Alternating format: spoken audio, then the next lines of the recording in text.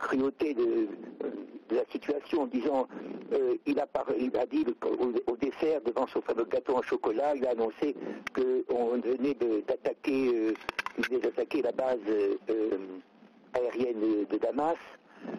Il y a là un cynisme, disons, dans les relations internationales, dans les relations humaines de façon générale, qui, à notre avis, est une volonté d'affaiblir, d'intimider, d'effrayer, disons, les grandes puissances asiatiques. Cela vaut pour la Chine, cela vaut également pour le Japon, car le Japon, à cause même de cette tension entretenue entre la Corée du Nord et les États-Unis, est obligé de se mettre de plus en plus sous l'égide militaire américaine et par là même de se plier aux impératifs économiques et financiers américains. Qu'en est-il réellement de cette menace coréenne? Elle est ridicule. Il s'agit véritablement de manifestations, disons, d'apparat de la part de l'ancien régime communiste. D'ailleurs, nous voyons à ce sujet qu'il y a toujours eu, disons, entre les régimes communistes les plus staliniens, les plus autoritaires, et l'impérialisme américain, comme on dit, ou américano-sioniste, non pas des connivences, mais souvent, disons, des jeux de rôle. L'un renvoie la balle à l'autre. Cependant, il faut quand même, du point de vue patriotique coréen, dire aussi quelque chose. Ces manœuvres militaires coréennes font suite à des manœuvres financières, il y a de cela plusieurs années, consistant à bloquer les avoirs de la Corée communiste à l'étranger, soit en Malaisie ou autre. Et maintenant, on nous dit au contraire qu'on bloque ces avoirs à cause des manœuvres militaires. En réalité, les communistes en Corée du Nord, qui sont une sorte de communisme patriotique, nous n'avons pas de jugement à porter là-dessus, veulent faire pression sur les Américains, justement, pour pouvoir, en montrant leur force, leur capacité de force, disons, faire plier le blocus contre eux. Mais je m'insurge, je compte une idée répandue dans la presse, qu'il y aurait une volonté, comme le dirait Rex Tillerson ou Trump, de la part de Pyongyang, de vouloir de frapper Séoul. Non, ils n'ont aucune volonté de la sorte. Il y a au contraire des liens économiques très puissants, patriotiques si on peut dire, entre la Corée du Sud et la Corée du Nord. Vous savez qu'il y a sur la partie occidentale de la Corée du Nord, vous avez un territoire qui est, disons, une sorte de zone libre, de zone affranchie, dans laquelle vous avez beaucoup d'industriels sud-coréens qui, disons, sont à l'œuvre. Ce que veulent les Américains, madame, je terminerai là-dessus à long terme, c'est empêcher la réunification de la Corée. Car cette réunification de la Corée conduirait à une augmentation de puissance qui, par là même aussi, donnerait au Japon une très grande force. Les Américains veulent tenir une Asie affaiblie, voyez-vous. Alors bien sûr, toutes leurs manœuvres militaires sont des démonstrations de force aussi, qui sont en rapport avec le besoin de l'industrie américaine, évidemment, de vivre toujours sous sous des alertes de guerre, des alertes militaires. Voilà comment on peut, disons, faire le tour de la question, disons, montrer, si je puis dire, le panorama de la question. Que cherche réellement Trump dans la péninsule coréenne?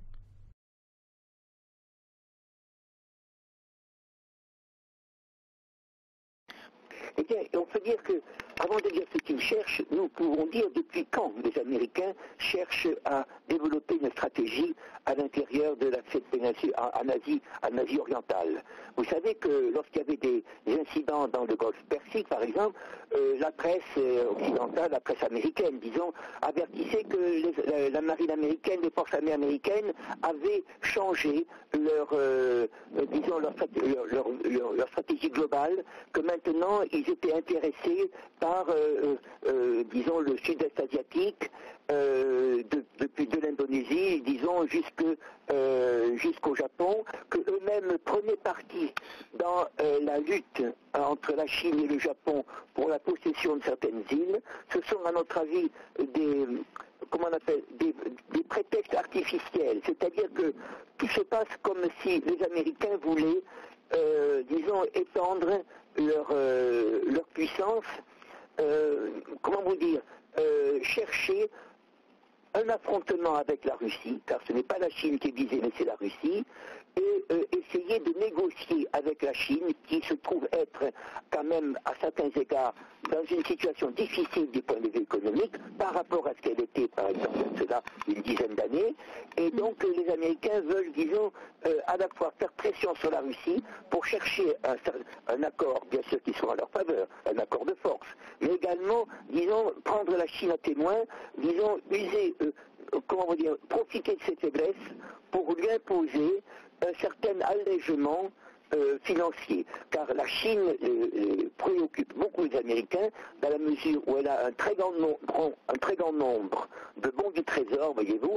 et elle pourrait faire pression sur l'économie américaine, voyez-vous. Alors les Américains essaient de voir, comment dirais-je, de profiter des faiblesses du développement de la Chine, disons que c'est tout à fait normal dans une nation aussi vaste et qui a parfois un développement précipité ou inégal à l'intérieur, et en même temps, disons, maintenir et prolonger, si je puis dire, cet état de dépendance, c'est-à-dire lui faire accepter de supporter le déficit américain.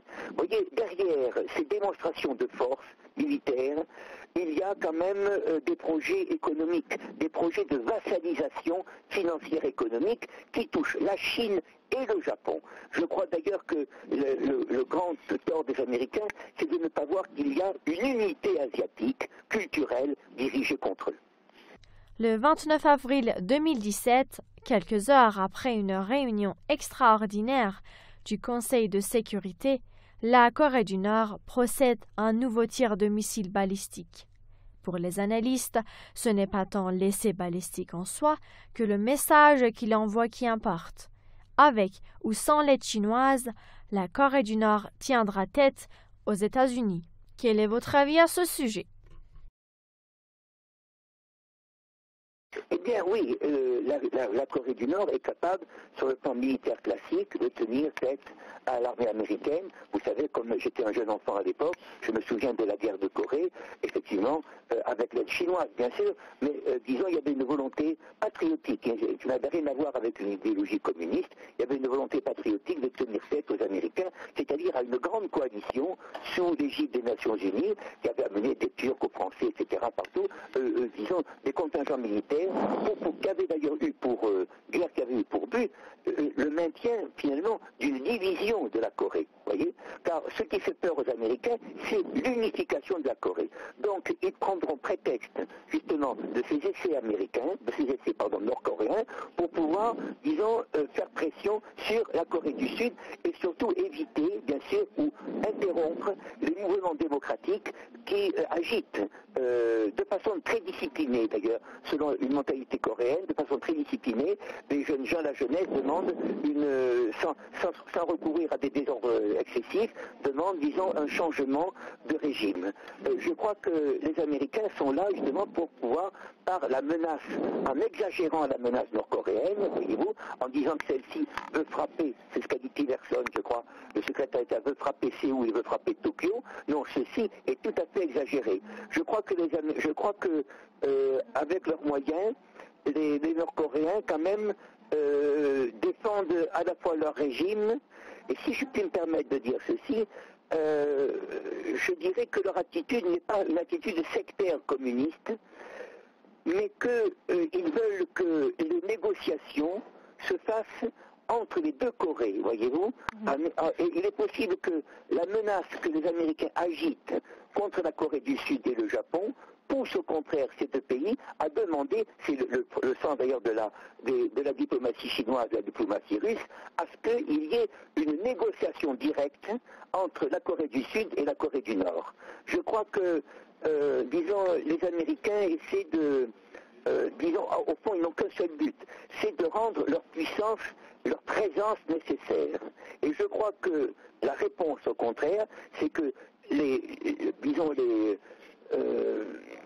conflits les conflits, ou même que ce soit ceux entre les deux Corées, ou les conflits entre la Chine, par exemple, et le Japon pour des questions territoriales, doivent être, bien sûr, une affaire d'Asiatiques, et non pas du tout intéresser un tiers, comme les États-Unis d'Amérique, qui ont toujours maintenu, vous savez, comme toujours eu, une politique impérialiste, vous savez, depuis bien avant la guerre de 1914, c'est-à-dire depuis l'invasion et l'occupation des Philippines. Le sénateur républicain John McCain a mis en garde les États-Unis contre les conséquences d'une action militaire contre la Corée du Nord. Quelles sont les conséquences d'une éventuelle confrontation entre les deux pays? Oui, je vous remercie de citer McCain, qui est un homme réaliste, bien sûr, et qui est très au courant des affaires militaires, qui d'ailleurs comprend très bien que nous avons affaire à une administration américaine qui est extrêmement légère, voyez-vous, qui traite les affaires du monde un peu comme des affaires domestiques, et qui n'a, je crois que c'est le tort de Trump, justement, de n'avoir aucune vision globale, disons aucune vision tout court du monde. Je crois que comme on dit, nous avons en français une expression faire chou blanc. C'est-à-dire, je crois que cette agitation de M. Trump va s'interrompre. Je crois qu'il va en agir ainsi, comme pour l'affaire de la frontière avec le Mexique, comme pour l'affaire de l'interruption de l'immigration, etc. Je pense qu'il poursuit toujours un but intérieur. Il continue encore une période électorale. Je pense qu'il y a quand même une autre considération à avoir, géostratégique. En portant le conflit, ou disons en portant les menaces de conflit en Extrême-Orient, Trump laisse l'entité sioniste à l'aise au Proche-Orient. C'est-à-dire, disons, ne veut pas prendre de responsabilité dans le règlement règlement durable de ce conflit, par des négociations avec la Russie, etc., prétendant être occupé par un conflit qui menacerait de déclencher une troisième guerre mondiale. Je crois qu'on ne doit pas séparer les deux zones, du Proche-Orient et celle de l'Extrême-Orient. Je crois que les Américains poursuivent leurs intérêts propres, bien sûr, en Asie, mais qu'ils font mine, disons, d'abandonner Israël à sa propre stratégie. C'est pour ne pas prendre eux-mêmes leurs responsabilités, voyez-vous. Ça, c'est une chose qui est lourde de menaces pour le Proche-Orient. Je crois que c'est, me semble-t-il,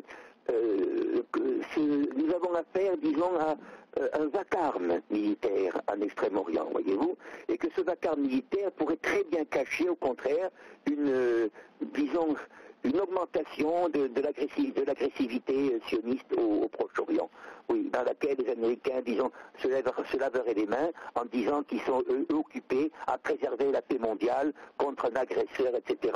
Vous savez, je ne crois pas, je dirais une dernière chose, que les communistes, bien sûr, en Corée du Nord, sont patriotes, bien sûr, mais disons, dans l'idéologie, les dirigeants de ce pays ont de nombreux contacts avec l'Occident. Je crois que le chef actuel a vécu, si je ne me trompe, a été élevé en Suisse. Je crois qu'il y a de la part des Coréens du Nord une volonté aussi de s'agiter pour obtenir, disons, des sursis financiers pour leur régime. Mais ceci dit, je dois non pas défendre, mais expliquer les manœuvres militaires nord-coréennes comme une réponse à l'étouffement ou l'encerclement financier auquel les Américains ont procédé il y a plusieurs années. Je crois que la Chine est suffisamment forte du point de vue diplomatique, et la Russie aussi, pour pouvoir éteindre cet incendie. Mais il y a une volonté quand même américaine de porter l'incendie en Extrême-Orient pour justement, je vous dis, laisser les mains libres à leurs alliés sionistes en Orient. Consécutivement aux tensions qui ne cessent de monter dans la péninsule coréenne et aux menaces croissantes des États-Unis, les forces russes et chinoises ont été mises en état d'alerte. Peut-on s'attendre à une confrontation russo-américaine dans ce cadre? À mon avis, non, mais pas pour l'instant. C'est beaucoup trop cette confrontation, je ne veux pas apparaître comme un devin, mais disons que elle est prématurée parce que, disons, les deux puissances ne se confronteraient que si elles avaient épuisé toutes leurs alliances et toutes leurs influences. Pour l'instant, les Américains essaient de domestiquer, disons, la puissance japonaise, comme ils essaient, disons, d'entraver également le développement extraordinaire de la Corée du Sud, que chacun sait. Ils essaient, disons, de contrôler le développement de leurs alliés, je veux dire, alliés militaires. Ils essaient également aussi de contrôler le développement de la Chine, c'est-à-dire essayer d'en faire un partenaire financier pour pouvoir, si je puis dire, aspirer leur propre dette, vous voyez, financière. Alors, en ce sens, ils ont besoin de la Chine, ils ont également besoin de la Russie comme, disons, un arbitre. Pour l'instant, disons, le conflit final, peut-on dire, le conflit décisif, qui à mon avis est nécessaire, je me permets de le dire, vraiment en tout sérieux, je ne crois pas que l'on puisse éviter un jour un conflit entre des puissances qui sont hyper armées, voyez-vous, et qui n'ont aucune volonté, qui ont une volonté, chacune à leur manière, tout à fait impériale, voyez-vous. Je pense que la Russie, mais ça c'est une opinion tout à fait privée, quoique s'étant débarrassée extérieurement du communisme et quand même dirigée par des oligarques qui ont été formés quand même par ce régime marxiste et athée, quel que soit le patriotisme des uns et des autres, je pense que les Américains sont entraînés aussi par la spirale de leur dette, c'est-à-dire du désordre économique qui est chez eux, voyez-vous, par la spirale du dollar. Donc, même s'ils veulent utiliser la guerre, ou les menaces de guerre plutôt, comme un moyen de chantage, l'état de leur économie les poussera à un affrontement. Ceci, disons, je le fais par analyse, voyez-vous, par une sorte de supposition. Mais je pense que pour l'instant, nous avons affaire plutôt à des bruits de guerre qu'à une guerre réelle. En tout cas, Dieu nous en garde, s'il y avait un conflit, ce serait bien sûr une chose terrible, parce que c'est non pas un régime quelconque, mais c'est l'humanité elle-même qui serait menacée de destruction. Je pense qu'il y aura, à mon avis, une démonstration de la part de la Russie qui, disons, arrêtera, à notre avis, toute cette escalade. Je crois que la Russie est la mieux armée dans la région pour pouvoir, disons, empêcher tout conflit.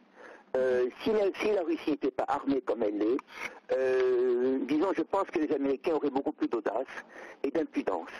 Je suis plus partisan, disons, d'une, comment vous dire, ce que j'appelle d'une démonstration de force, c'est-à-dire d'une mise en scène, voyez-vous, plutôt que d'une volonté délibérée d'en découdre entre la Corée, par exemple, l'Amérique. Je ne pense pas non plus que le Japon veuille entrer dans une guerre. Je pense que la Russie, ni la Chine, ni le Japon ils sont prêts militairement, mais ils ne veulent pas entrer dans une guerre. Je crois que la Chine en particulier, pour des raisons, disons, de développement intérieur, ne peut pas du tout admettre une chose pareille.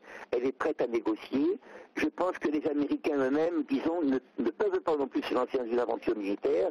Je crois qu'il s'agit là d'un processus d'intimidation.